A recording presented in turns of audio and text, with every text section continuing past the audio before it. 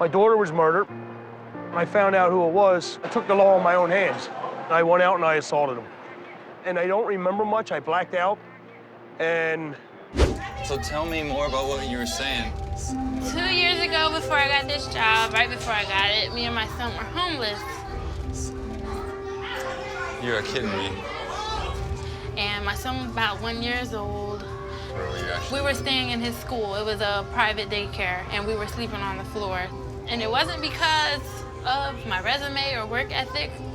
Nobody would hire me. It was just really hard times. And the only thing that kept me going was my son running up to me and smiling. Like, he never knew, you know, we were homeless or we were going through hard times. Kids don't know that stuff. They just are kids. You know, they're innocent.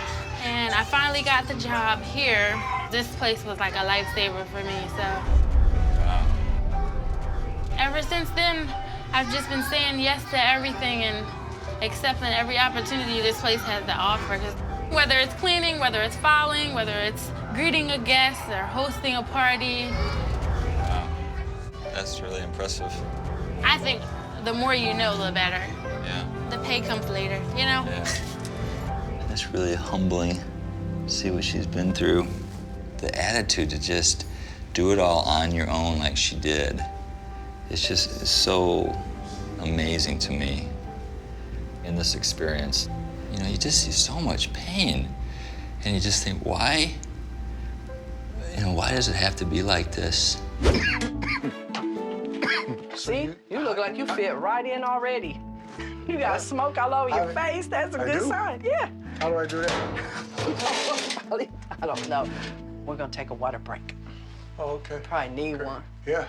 You'll be needing some Bengay when you go home. Those are nice people, though. She lived here 36 years, and she's glad, she's lucky she got a daughter that cares. So I was homeless for a little bit, and I lived in a boxcar from a train. Did you go to school? Grandma tried to teach us what she could down there, like homeschool. And you're smiling every day. Yeah, You have a great attitude. I'm glad I'm here. I could be under a bridge And you dead. want to make them happy. Yeah, yeah, because that's all I got to offer. I've been blessed in my life financially to be where I'm at.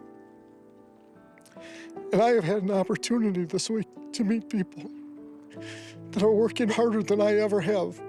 Well, I grew up in Lancaster and then Where's that? What? Pennsylvania. Okay. Do you have kids? Yeah, I do. I have kids. I actually lost one. My daughter was murdered. When I found out who it was, I took the law in my own hands. I went out and I assaulted him. And I don't remember much. I blacked out. And by the time I came through, I was already going to jail. I really hurt the guy pretty bad. He's still alive. He's not dead, thank God. So I ended up serving 3 years for it. Tony told me that his daughter's murder is still an unsolved crime, but he believes he caught the guy who did it. I lived under the boardwalk then for 3 months. I kept a couple blankets under there. So I turned my chair and I take my blankets in my backpack and go under there and sleep, go in one of the casinos in the bathroom and wash up. Wow. And I kept coming here and I kept seeing this sign, hey, Johnny Rockins is coming. And then one day the owner was sitting out there. So I just asked him and I told him the truth about my, you know, about my background. And the guy gave me a job down here, man. And I owe him so much for taking me off the street. I don't know. Ever since I started working here, it's like my life is just starting to make a change, man, and it's incredible.